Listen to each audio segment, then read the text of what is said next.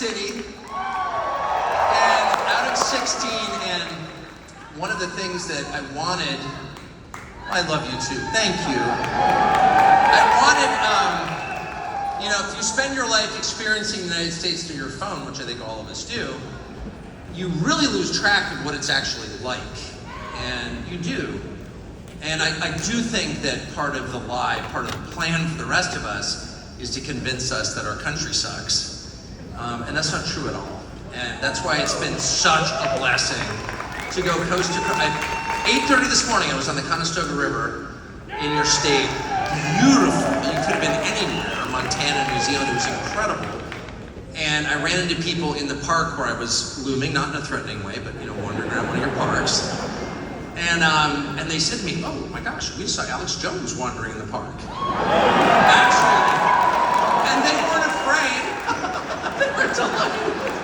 And they were great people. And that's kind of the point, is that in 12 cities, from East Coast to West Coast to the middle to back to the East Coast, I haven't met a single angry person. I haven't met a single nasty person. I haven't met anybody mistreating anybody else. I met exactly the opposite. I have met the warmest, kindest, most loving, hilarious, eccentric people I've ever met. And those are the people I grew up with. This is the country I remember. And so, no, it's true though. It actually is great. And I've just been reminded of that. So thank you, and thank you for having me. So with that said, I've been in a good mood, despite being away from my wife and dogs. I've been in a good mood every day for the last 21 days. Really until today, when I got back from wandering around one of your parks. And I see this picture of your governor.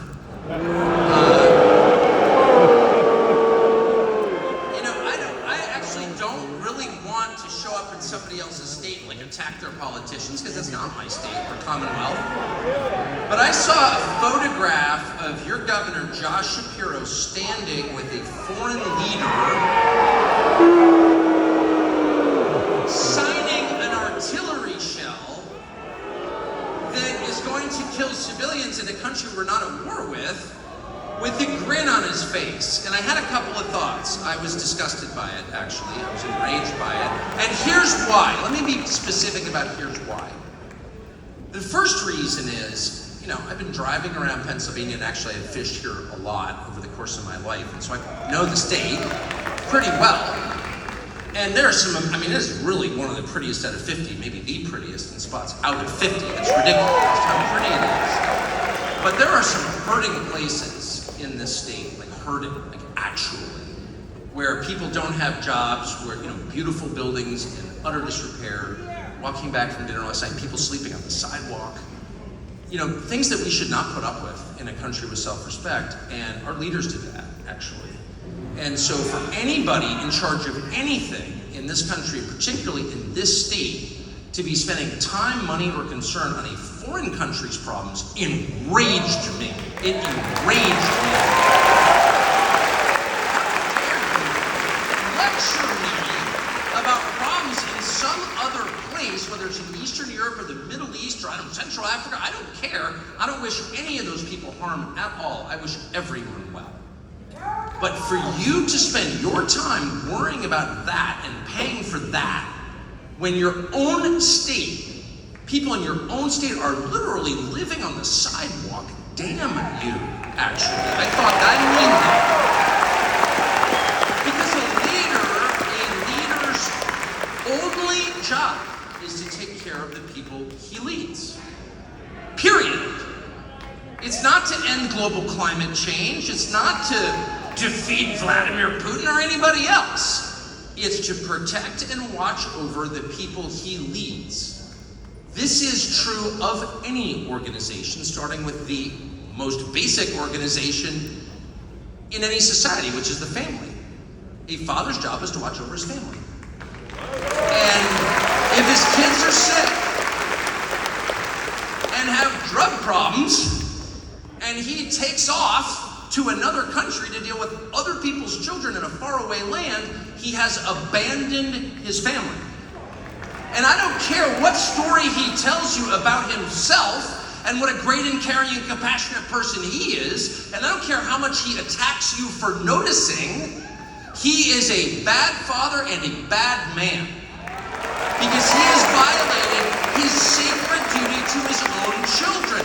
That's why he's here, is to watch over his children. The same is true for all organizations. Whether it's a military unit, or the office you work in, or the town you live in, or the state you reside in, or the nation you were born in, the people who run it have one job, and that's to watch out for you because they're your leaders. And when they ignore that, they are evil. Period. They're not misguided. There's no way that someone who lives in this state, particularly who claims to represent this state, was born in this state. I'm one of you. I'm from Pennsylvania. You don't notice that you take a city like the one I woke up in this morning where my wife went to grade school, and it's a beautiful city built over centuries by hardworking immigrants, by the way. German mostly, but probably from lots of other places, and they spent hundreds of years making this a great city. And I walked through it this morning on the way to the park, and the streets are covered in garbage and broken needles. It's like, you don't notice that? Really, Josh Shapiro? You don't notice that? How can you not notice that? There's someone sleeping right there. And you're lecturing me about Ukraine? Damn you. There's no concern, and where there's no concern, there's no love, actually. Concern grows from love. It's organic, it's easy. You didn't have to read a book about how to love your children. It came naturally to you. They're your children. And by the way, that's enough. I'm one of them. Not super well-educated non-geniuses. We have a lot of dumb parents who are pretty good parents.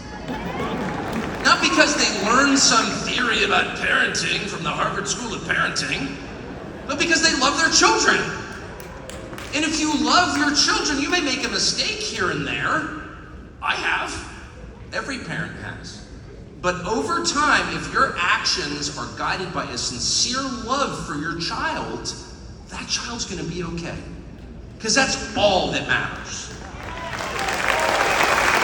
And so, if over time you totally ignore the material and spiritual condition of your people, if they wind up sleeping on the street and the storefronts are closed and the windows are broken and they can't walk to CVS without getting mugged, and it's physically unclean, that's not an accident. They don't love you, they hate you. That is true. Do not listen. I talk for a living, so I think a lot about this, about words and their use. And I use words, we all do, to communicate with other people. It's what separates us from the animals. It's not the opposable thumb. Whoever thought of that is an idiot. It's language. It's language. It's the ability to be precise about the way we feel and communicate that to another person, to pass on information, to pass on our history. That's what our culture is. It's talking. And that's great. But words are also, if you think about it, a means of deception. They are a vector for lying. How do the lies reach you? Because they come out of somebody's mouth. So if you're in my business and you think a lot about language and you're around people who are lying for a living, after a while, you lose faith in it. You do. And after a while, at least if you're me, you decide, I'm going to be a lot more like my dog. My dog is not a fluent English speaker. Genius, but doesn't speak English. And yet my dog and your dog and everyone's dog knows exactly what's up. They can't hear a word you say, they only watch you. And when you move over and pick up the bowl, it's dinner time. You didn't tell them that, they're watching what you do. And I've decided that's a much more accurate way to judge intent. You can say, well, I have a plan because I'm so compassionate. I really care about you and all your communities. First of all, anyone who uses the word community is lying to you. Because there's no such thing as a community. There are only people, actually, with names and fingerprints. They're only individuals. No woman ever gave birth to a community. There's no such thing. Talking about communities is a way of ignoring actual people. Really, name 3 people in the community. What are their middle names? Who are their moms? Do you know their moms? You don't know anything about the community. Community is a way to make your responsibility more diffuse and less specific. I don't want to hear about a community. How about that guy? He's on fentanyl. There's a spreading puddle of urine in front of him. That's an American citizen. That's someone you're supposed to love. Your job is to love that person. person, and you're doing nothing for that person because you're lecturing me about the community is the truth. And I'm sorry to say it, I drive into this town. I've been coming to Reading, not very often, but like once every 4 or 5 years. It's like, you know, your college roommates' kids, they grow so fast, you know, because you don't see them that much. So I come to Reading like sporadically, but pretty consistently over like 40 years now. Not better. It's a beautiful town, actually. It's a beautiful town. Like someone spent a lot of time building Reading, Pennsylvania. It's super obvious as you drive in. It's not a bunch of dollar stores. No, there are a bunch of big, substantial brick buildings built over 100 years by people who cared. And to see a town like that dying from lack of care, from lack of love, but it's not just Josh Shapiro, trust me, it's a whole line, it's decades of politicians who didn't love you. That enrages me. And then to see him direct his love toward a foreign leader and a foreign population that he knows nothing about. He doesn't speak Ukrainian. What do you know about Ukraine, Josh Shapiro? No, it's a way for his friends to get rich and him to puff himself up like some sort of fake world leader and seem like he cares. He's got bigger concerns in mind. Geopolitical. You may not know that word. Geopolitical. Trust me, Josh Shapiro has no freaking idea what that word means. But more to the point, Josh Shapiro's only job is to protect and enhance the lives of people in Reading and Pottstown and every other town in this state. Including, and I'm just gonna say it, you're gonna jeer me, including Philadelphia. I know. Well, Philadelphia, I get it. But Philadelphia, whatever else that you can say about it, is filled with American citizens. American citizens, your brothers and sisters in your common Americanness, fellow citizens. Yeah, right there. And my nephew from Philadelphia, my brother-in-law from Philadelphia, right now, here, great people. And how is that city doing? I mean, it's a reliable source of political power for creeps like Josh Shapiro, because it's easy to rig it in Philadelphia. And that's what we spend all our time talking about. But what we never talk about is the zombies walking under public transportation there. And they're not zombies, actually. They're Americans with names. And they're dying. And he doesn't care. And giving them a safe place to shoot up is not love, it's hate. That's hate. I don't care what they call it. And that's what I mean about language. They can dress up hate as love. Oh, that's love, it's compassion. It's caring. It's harm reduction. Really? Your kid comes home and is like, I'm a junkie. You're like, well, here's some needles. I'm gonna give you some time in your room to shoot fentanyl. What? You're gonna chain him to the freaking radiator until he gets better. Of course, or do whatever you can to get that child off a drug that can and will kill him. You would never make it easier for your kid to kill himself. And that's exactly what they're doing. And then they're lecturing you about harm reduction. You're evil, actually. That's how I feel when I hear that. Having lost a lot of people I love to drugs. I bet there's not one person in this room who doesn't know someone who's died from drugs. You think Josh Shapiro stays up late worrying about that? No. He stays up late worrying that Ukraine doesn't have enough weapons of mass destruction to win some unwinnable war. You're evil, if that's your concern. So the only way you judge people is by the effects of what they do. You judge the tree by the fruit. And you can say, well, I'm a lemon tree. I'm a lemon tree. Bright orange, tart, but delicious with Diet Coke. I'm a lemon tree. Really? Because those are pomegranates, honey. Those aren't lemons. You're lying. You are not a lemon tree. Those are pomegranates. I know, because there's the fruit. You can tell me you care about the people of the Commonwealth of Pennsylvania, but they're dying of drug overdose, and you're doing nothing other than sending more weapons of mass destruction to some creepy guy in a tracksuit. And that's the other. I didn't expect to give a speech like this because I'm really trying to cool the temperature and remind all of us that we're all Americans and we all have something in common. But it just spun me up so completely watching that grinning ghoul with that other grinning ghoul signing an artillery shell. He's never seen one go up. I have. And anybody who takes delight in the death of civilians is a freak. That's just a fact. And there's something forbidden about saying that, particularly if you're on the right. I've been on the right my whole life. I've never been on the left. I've never been some freaky liberal, okay? Ever. And I never will be. So I think I have the authority to say, if you take delight in the suffering of other human beings, you're evil. And I mean that. That's what my religion tells me. That's what common sense tells me. That's disgusting. That's disgusting. And yet they do. Because the truth is, they're violence worshipers, actually. They're violence worshipers. They are. And how do you know that? By what they do? Not what they say. Oh, it's all about freedom and compassion. Really? An entire generation of Ukrainians has been killed in a war they literally can't win. And they get off on it. They love it. They love violence. That's why every federal agency with guns, they've taken over. No, it's they love it. And why do they love it? Because it makes them feel like God. That's why. Because the one power that God possesses that we do not possess is the power to create and end life.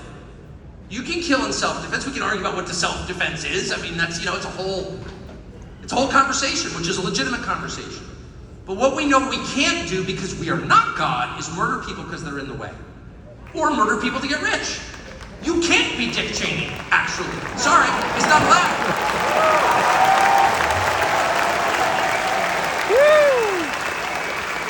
And so when Dick Cheney and his creepy, freaky little daughter joined the Carmela Harris for President campaign, everyone's like, oh, that's so shocking. I can't quite believe that. No. All the people who worship violence are now on the same side.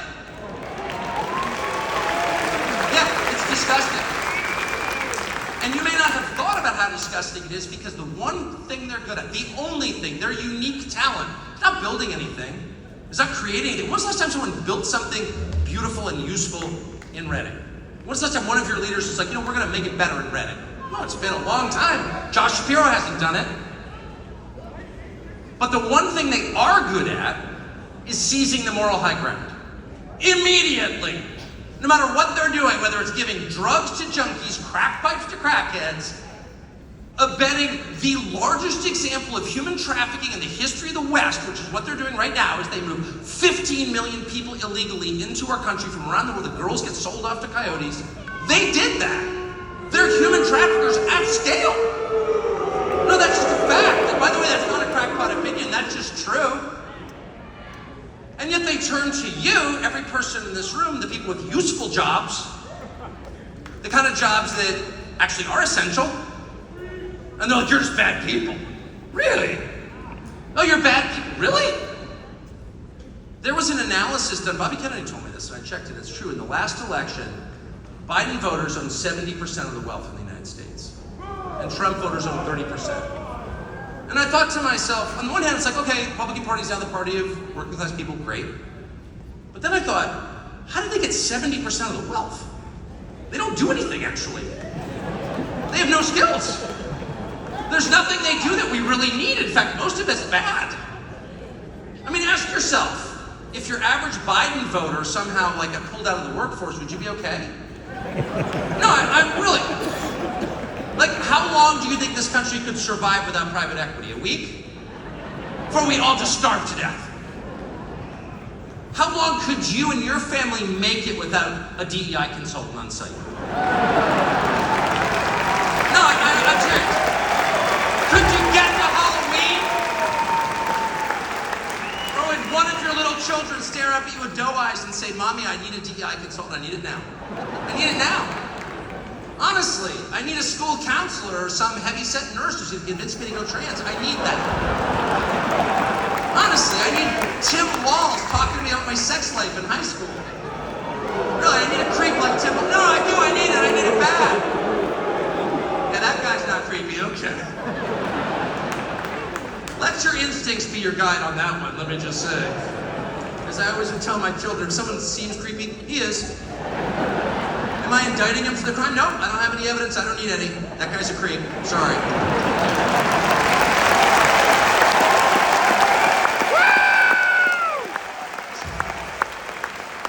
Chances my dogs would bark at Tim Walz if he came over to my house 100%.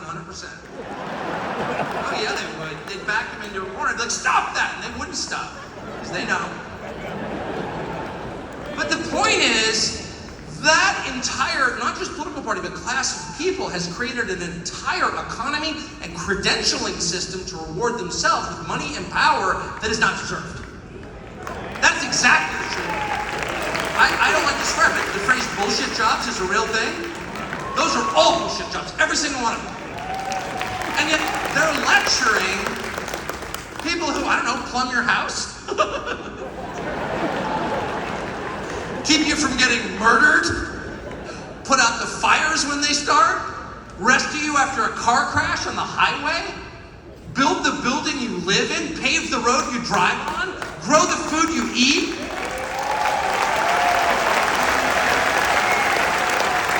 Those are the deplorables? Really? Good luck when the power goes out, honey. You can call your average college administrator to save you. So I guess all I would say, and I would stop with this, do not write this on a note, post it to your fridge. Do not allow the worst and most useless people this country has ever produced. You've added nothing of beauty or value, never fought a war to keep you free, never done anything for you. You just sat and watched as your communities died and laughed and got richer. Do not let those people, for 1 second, occupy the moral high ground. They're all Tim Walz. They are. They're guilty, and they know they're guilty. That's why they're hysterical. When you see Kamala Harris, before she fully gets control of herself, you can see that glint of fear in her eyes. She has no idea what she's doing. She has no idea how she got here. She's never done anything in her life, and somehow she's the Democratic nominee. She can be elected president. And for 1 second, because the camera does tell the truth until people pull themselves together, for 1 second you can see Kamala Harris in total panic. I'm Montel Williams' side piece. What am I doing here? That's how they all feel. They know how inadequate they are. They know how guilty they are. They know how Jeffrey Epstein died, and they're terrified that you will find out. So do not let them give you a lecture about anything. They are not your moral superiors. They're your moral inferiors. They are lucky you let them live here. And never forget that. So with that, I want to invite on a friend of mine. Thank you so much, Ryan. How awesome.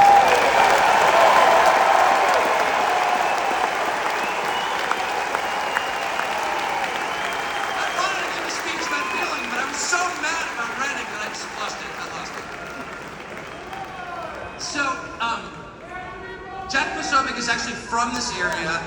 He's so from this area. I just met his entire family, numbered in the hundreds. All awesome people. And he and I have talked about this because I actually am interested in Pennsylvania specifically. One of the oldest states, it was our capital. Like, it's an amazing place with an amazing history. And we've talked a lot about what's happened to it. And we've also talked a lot about Kamala Harris's latest surrogate, Zelensky. And so I thought it would be fun and interesting to bring him out. Jack Posobiec, a man I respect and like personally,